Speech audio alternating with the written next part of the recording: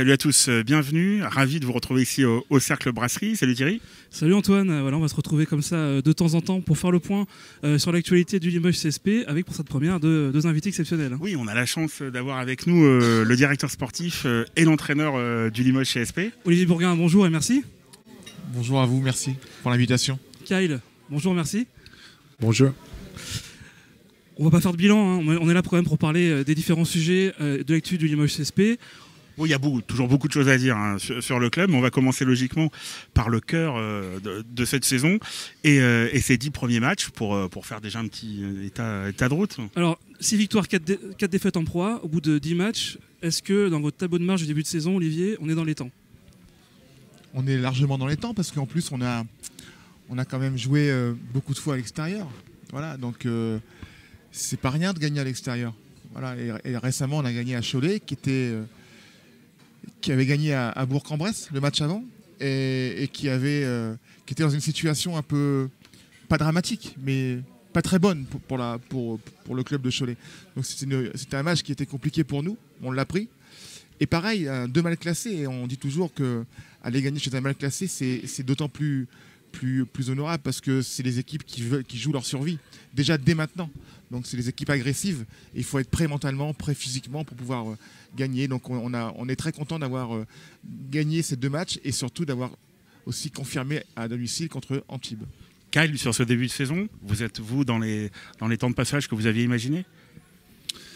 Je suis satisfait, mais je pense, comme tout le monde et comme tous les entraîneurs et comme tous les joueurs, je veux encore plus. Mais avec le 6 déplacements sur 9 premiers matchs, c'est correct. Et pour moi, peut-être le seul match qui me gêne un peu, c'est le match à Chalon-Reims. Mais je pense, je peux toujours trouver les excuses, mais peut-être on a payé un peu notre victoire à Bilbao. Bilbao, on a joué 48 heures après, parce qu'on était plus 10 à la mi-temps, je pense, et on a craqué dans la deuxième mi-temps.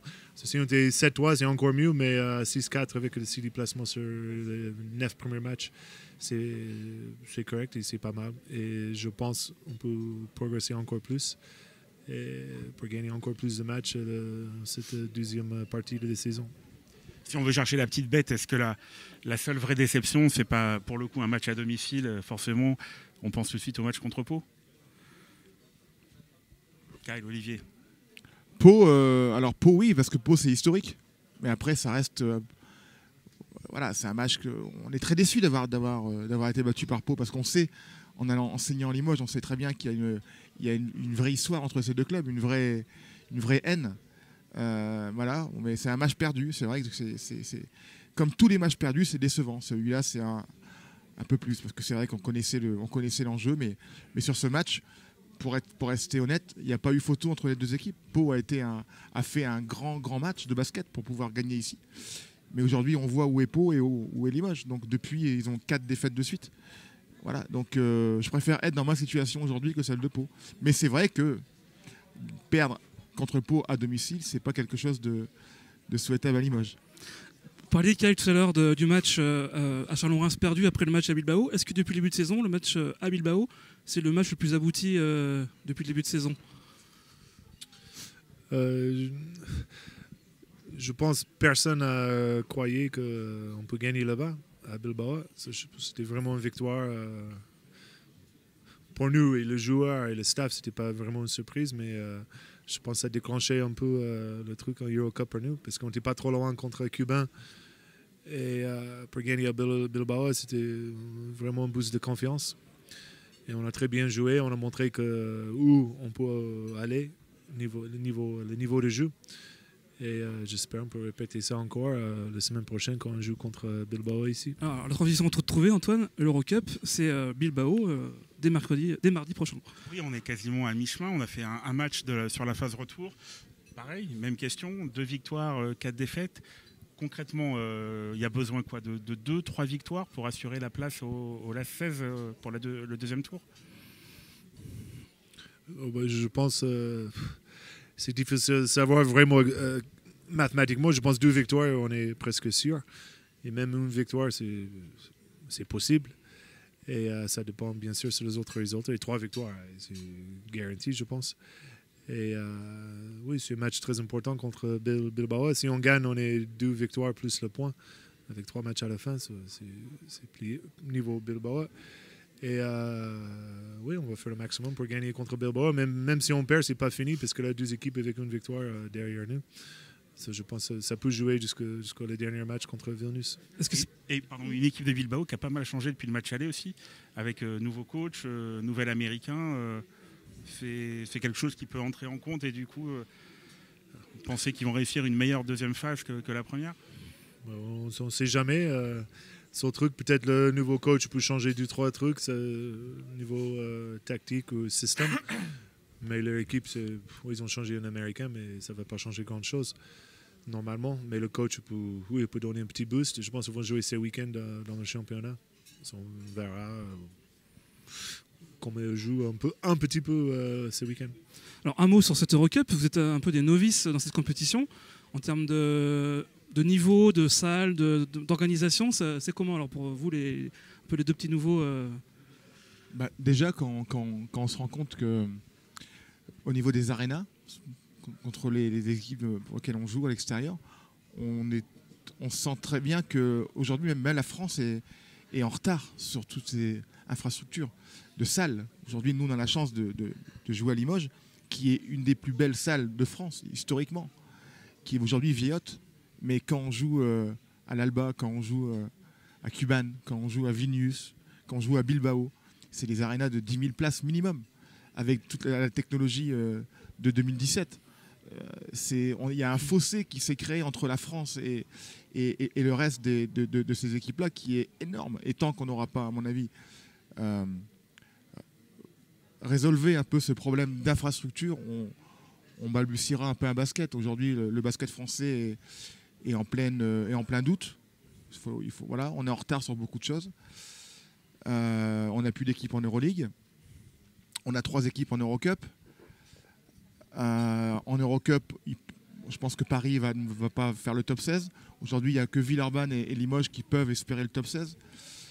En BCL, on n'est pas trop mal. Et après, c'est la FIBA Europe Cup qui ne compte pas. Donc voilà, il y a vraiment une problématique à répondre à ça. Et surtout travailler et que les politiques nous aident. Parce que c'est eux qui ont la clé du système. On ne fait pas des arénas de 10 000 sans un appui politique très fort. Et on est vraiment en retard parmi l'Italie, l'Espagne, l'Allemagne, des pays émergents comme l'Allemagne qui aujourd'hui sont devant la France. Voilà, la seule aréna en France de plus de 10 000, c'est Bercy. Et qui n'est pas dédiée à un club de basket. Donc je pense qu'en Allemagne, il y en a 7 ou 8 à plus de 10 000. Ça fait beaucoup. Et en termes de niveau de jeu, Kyle, l'Eurocup, c'est vraiment impressionnant. On vous a vu souffrir un peu quand même à Cuban. Alors, le Cuban, c'est un peu particulier, c'est le très haut du panier, mais dans le niveau de jeu, il y a vraiment un fossé aussi avec le championnat de Pro A, ce que vous connaissiez auparavant. Mais je pense, comme vous avez dit, Cuban, c'est vraiment, je pense, c'est un autre niveau. Et pour l'instant, ils ont perdu un match dans le championnat et 0 match en Eurocup. C'est vraiment une grosse équipe. Je pense, on ne sait jamais le vrai budget là-bas, mais ils ont dit entre 25 et 30 millions d'euros. C'est vraiment 6 fois, 7 fois plus que nous, et même 4, 5, 6 fois plus que les autres équipes en France. Et Berlin aussi, c'est une équipe qui joue très bien au basket. Et les 3 autres équipes, c'est les grosses équipes qui jouent très bien au basket. Mais je pense qu'on peut jouer les yeux dans les yeux avec les 3 autres. Mais comme Olivier a dit, c'est plutôt le structure de la salle, les équipes, le club, comment ils travaillent dans les autres clubs qui est vraiment impressionnant aussi. Même la danseuse, le pom-pom girl, le spectacle autour du match, c'est un autre monde qu'en France, on n'a pas. Est-ce que ça vous a pénalisé tous ces longs déplacements, j'imagine, avec la récupération ou les entraînements, vous avez pu vous entraîner, vous avez eu des semaines, vous partiez carrément toute la semaine sans entraînement, ça a vraiment été pénalisant pour le groupe? Je pense qu'on paie un peu la fatigue, oui, mais parce qu'il y a eu beaucoup de facile, bus, oui, quand on perd, c'est bien sûr le fatigue de déplacement, mais c'était bien d'avoir la petite trêve de 2 semaines parce qu'on a passé à Vilnius, très long voyage, plus à Cholet. On a 4 déplacements d'affilée, plus en cubain. Et c'était bien de voir les 2 semaines de couper un peu mentalement et physiquement pour taper la deuxième phase. Le mois de décembre, je pense qu'on enchaîne 9 matchs en 23 jours. Bon, vous l'avez dit, il y a eu cette trêve pour l'effectif. On va justement parler de l'effectif maintenant et des changements qu'il y a pu y avoir ces dernières semaines. L'arrivée de Drew Joyce à la main, est-ce que ça aussi, ça a été quelque chose de déterminant sur la stabilité du jeu Limoujo? Est-ce que c'est aussi un meneur d'hommes en plus d'être un meneur de jeu? Qu'est-ce qu'il a amené dans l'équipe? Je pense, comme tu as dit, je pense amener un peu de stabilité. Et quand on parle de notre bilan de début d'année avec 6 victoires et 4 défaites, et même 2 victoires Euro Cup et 4 défaites, on a joué pratiquement tous ces matchs avec AJ English, mais sans avec Danny, mais on a manqué un meneur et une rotation en plus parce qu'AJ n'a pas joué pendant un mois, même, je sais pas, 5-6 semaines, elle n'a pas joué entre 0 ou que quelques minutes. Et Danny, elle a fait la très bonne chose, mais on a manqué une rotation à la main. Et Drew est dans beaucoup de stabilité, c'est un joueur avec beaucoup d'expérience qui sait faire comment jouer l'équipe. Et elle a montré ça contre un TBC avec 8 passes le premier mi-temps. Et je pense que nos intérieurs vont montrer un autre niveau parce qu'ils vont recevoir le ballon dans le bon timing et pour marquer quelques paniers faciles. Olivier, alors les intérieurs justement, ça c'est l'actu la plus chaude. Un joli coup là aussi d'avoir réussi à tirer un pivot comme Lideka ici au CSP. Je ne sais pas si c'est un joli coup. On va déjà attendre qu'il joue au basket, ce garçon. Mais en tout cas, on a paré au plus pressé. Pendant les 4 jours de break, là, on a cherché un joueur, non pas pour prendre un joueur, parce que on n'est pas dans le cumul des mandats. Je veux dire, c'est pas rajouter un joueur. S'il est mauvais, le joueur, il sert à rien. Donc, il fallait trouver déjà un joueur de qualité. Et les joueurs de qualité, aujourd'hui, en général, ils sont sous contrat. Donc, il y en avait un qui était pas sous contrat, qui n'a pas joué depuis le mois de juin. Alors, même si son agent nous a complètement rassuré sur son état de forme, et c'est vrai, aujourd'hui, Tao est capable de jouer au basket. Combien de temps, je ne sais pas. Mais en tout cas, c'est un joueur d'expérience. Il a joué avec Sassari l'année dernière, avec Josh Carter. Josh en a dit beaucoup de bien. Donc, qui de mieux un joueur comme Carter, qui est aujourd'hui Limoujo, de dire des bonnes choses ou mauvaises d'ailleurs sur un joueur avec qui il a joué pendant un an l'année dernière. Voilà, c'est un joueur qui est grand, qui est blanc, donc forcément pas beaucoup de vitesse, pas beaucoup de verticalité. Mais en tout cas, il a beaucoup d'expérience. Il a une qualité de passe qui est très intéressante sur ce poste de jeu. Kyle, après quelques entraînements, il vous plaît, Tao? Oui, comme Olivier, c'est un mec qui a beaucoup de très haut QI basket très élevé, avec de très bonnes mains. Et j'ai vu smasher, c'est un grand joueur blanc qui peut smasher, qui est athlétique. Et ça existe. Et je suis très content et c'est un plus. C'est pas un mec qui va mettre 20 points et dominer le championnat, le Euro Cup. Mais je pense que ça va donner un petit extra dans l'équipe qu'on n'avait pas. Alors Kidito dit aussi Fréjus Zarbo qui est blessé un peu plus longuement. On en est où exactement pour Fréjus? Fréjus a pris une béquille assez grave. Quand je dis grave, c'est la béquille était quand même... Parce que pour pouvoir sortir Fréjus Zarbo, il faut déjà y aller. Et après une première échographie, il avait 15 cm d'hématome. Ce qui n'est pas rien pour une béquille, c'est énorme. Et au bout de 15 jours de repos, il avait encore 13 cm. Donc on n'a pas pris de risque. Aujourd'hui, on joue une partie de notre saison au mois de décembre, c'est-à-dire le top 16.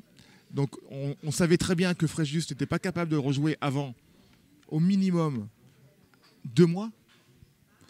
Donc il était évident qu'on devait prendre quelqu'un. On ne verra pas Fréjus en 2017.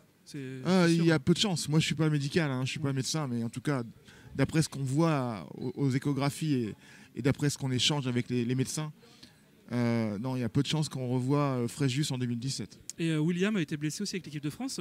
Par contre, on l'a revu s'entraîner, tout est OK. Et Ryan aussi qui était... Il a eu une petite... C'est pas grave, il n'a pas de déchirure, c'était juste une petite contracture au mollet.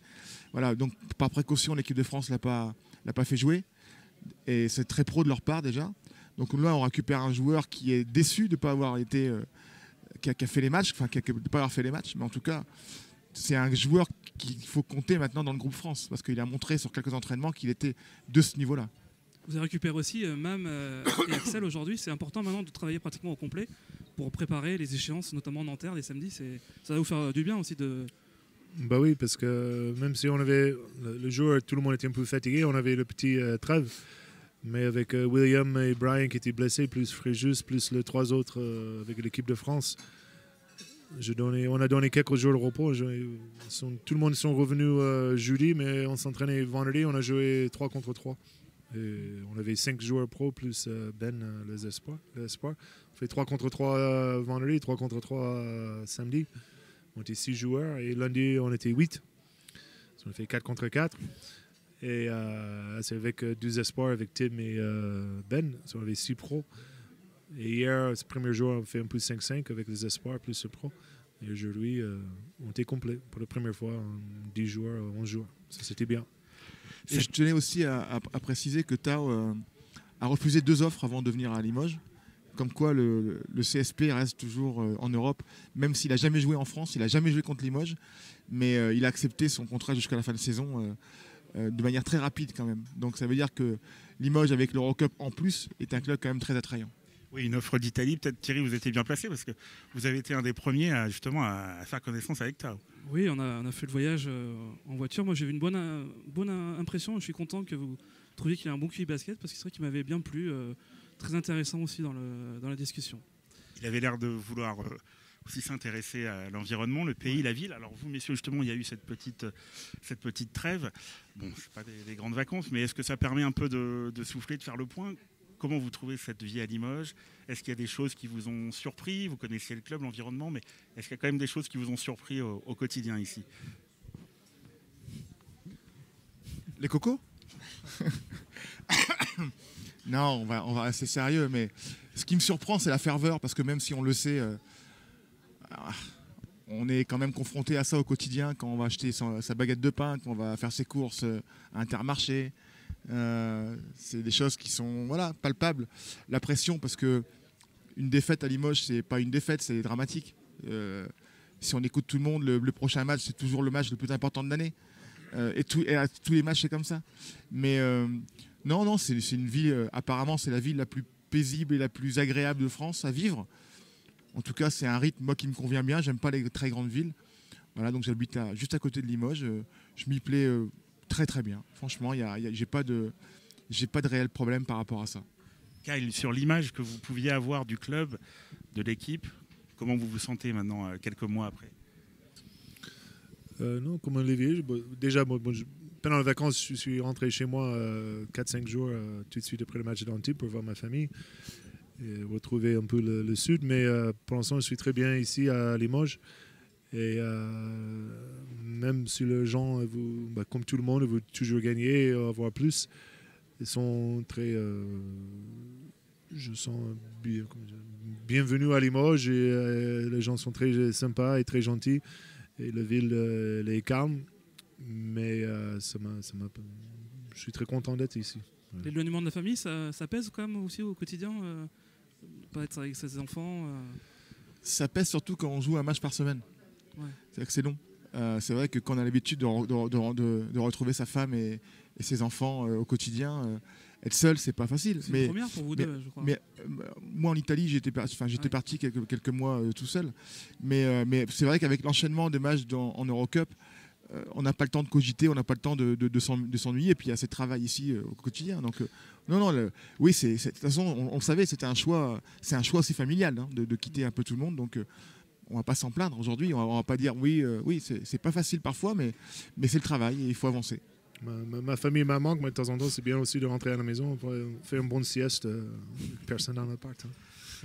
Bon, les prochains rendez-vous, parce que vous l'avez dit, on se remet au travail. Prochain rendez-vous, Thierry, c'est Nanterre, Bilbao, le Portel, avec un mois de décembre de folie. Comment vous sentez ce mois de décembre qui va vraiment être costaud à tous les niveaux ? Eurocup, on l'a dit, championnat Pro A, ça va s'enchaîner tous les 3 jours. Et puis il y a ce back-to-back 26-27 aussi, encore inédit dans le basket français. Ce match de Vilnius, puis le match de Bourg, juste après Noël, ça va être compliqué, non ? Oui, mais personnellement, depuis le début de l'année, je fais match par match. Et avec le joueur, je parlais que de Nanterre. Et oui, tout le monde sait qu'on a 9 matchs en quelques semaines dans le mois de décembre, mais le plus important pour moi, c'est le match de Nanterre. Et après, il faut faire le match par match et préparer l'équipe le mieux possible pour enchaîner les matchs un après l'autre. Pour finir, moi j'ai une dernière question. Je vais juste dire que voilà, aujourd'hui, le mois de décembre va être très important pour l'Eurocup. On ne joue pas les playoffs, on ne joue pas le championnat de France de Pro A au mois de décembre. Mais on sait très bien qu'au mois de décembre, il y a déjà un premier objectif qui nous avait été fixé par le président Forte, à savoir de faire le top 16. Et je n'ai pas envie de banaliser ça. Je ne sais pas si on sera dans le top 16. Mais si on est dans le top 16, ça sera une réelle performance. Parce que, eu égard au fait des équipes qu'il y a dans ce groupe-là, être dans les 4 premières, c'est vraiment que Limoges est à un niveau sportif peut-être plus haut qu'on l'aurait espéré aussitôt dans la saison. On a fait le pari d'avoir des jeunes joueurs. Aujourd'hui, on a 3 joueurs en équipe de France, plus un préparateur physique. On a Axel Bouteille, on a William Howard, on a Mame Jaïté. C'est des joueurs qui ont moins de 24 ans. La plupart ont 22 ans. Aujourd'hui, je prétends que l'équipe sera plus forte dans quelques mois. Et je cesse de le dire, que les matchs retour avec l'Eurocup va mettre des joueurs dans des situations avec un niveau d'expérience qu'ils vont avoir là, qui ont pris déjà en quelques matchs, mais qui vont encore avoir. Et l'équipe de Limoges sera différente. Elle sera différente. Et si on arrive à être dans le top 16 là, dans quelques temps, aussitôt dans la saison, ça sera une performance. Une performance qu'on pourra suivre sur l'appli du CSP. Un dernier mot. J'ai 3 des principaux protagonistes du succès de l'appli aussi du Limoges CSP. Je voulais vous demander à vous, messieurs, est-ce que c'est la première fois justement que vous êtes dans un club où quelqu'un suit à peu près au quotidien le vestiaire, on filme un peu les coulisses, le off. Comment est-ce qu'on vit ça? Est-ce que ça a été fait dans d'autres clubs, dans d'autres sports? Est-ce que pour vous au début c'est quelque chose qui est compliqué? Est-ce qu'on s'y fait vite? Vous pouvez nous en parler? C'est la première fois, bien évidemment, parce que je pense qu'en France, l'appli, elle n'a jamais été créée, elle n'a jamais été achetée, elle n'a jamais été conçue pour la France. À quel point elle est forte, cette équipe, elle est technologique. Mais à partir du moment où on nous demande de faire les choses et qu'on les accepte, c'est qu'on est d'accord avec ça. On est assez grand pour dire non quand ça ne va pas.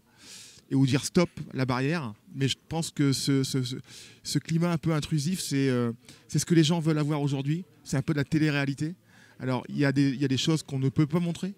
Mais en tout cas, on essaye de participer avec la plus grande ouverture d'esprit possible pour que nos abonnés, pour que les personnes qui ont acheté cet inside puissent jouir un petit peu des confidences un peu du CSP Limoges.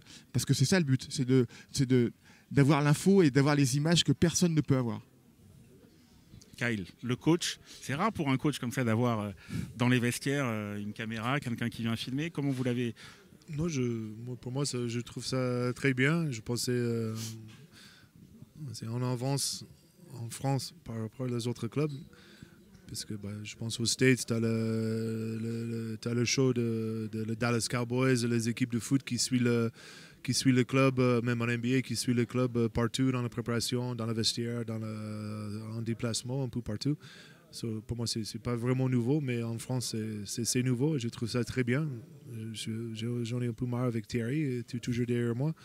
Mais sinon, ça passe très bien. Et le jour aussi, je pense qu'ils sont contents. Et à la fin, on ne voit pas la chose, mais je pense pour le public et pour le fan, c'est très intéressant. Et j'espère qu'on peut encore améliorer un peu tout et donner encore plus d'infos et plus d'images de la CSP. Thierry, prochaines images, ça sera ce week-end à Nanterre donc. On va essayer de faire vivre cette appli. En tout cas, c'est un réel plaisir. Et merci encore à vous deux d'avoir accepté qu'on puisse pénétrer comme ça dans l'intimité. Merci à tous, merci Kyle, merci Olivier. J'ai besoin de dire une dernière chose. Allez-y, avant d'aller déjeuner. Moi extraordinaire, moi important, moi vital. Donc ça veut dire que la salle doit aussi être elle doit être extraordinaire, elle doit être paranormale cette salle. Parce que très franchement, depuis le début de saison, on a la chance d'avoir un Beau-Blanc qui est quasiment plein. Je sais qu'aussitôt dans la saison, c'est pas forcément le cas de chaque année. Mais en tout cas, on a une ferveur avec nous en ce moment. Mais il faut encore l'accentuer. Voilà, on a besoin, Nanterre, j'en parle pas, c'est un match à l'extérieur, mais dès mardi, on a besoin d'avoir une salle de dingue parce que c'est un match de dingue. Voilà, et que nous, on se prépare aussi, on prépare les joueurs mentalement. Kyle, il prépare techniquement, physiquement, tactiquement. Mais par contre, le Beau-Blanc doit aussi se préparer mentalement à vivre des grandes émotions. Et ils auront évidemment une grande part à jouer dans cette victoire. mardi contre Bilbao. Hashtag Peking Beau Blanc, comme le dit si bien Brian Conklin. Merci Kyle. Merci. Merci Olivier. Merci à vous. Merci Antoine. Merci à tous. Et puis on se retrouve sur l'appui du CSP. Un dernier mot quand même. Merci Stéphane Bellarbre qui a réalisé cette émission. Merci Steph. À très bientôt sur le csp.com. Bye.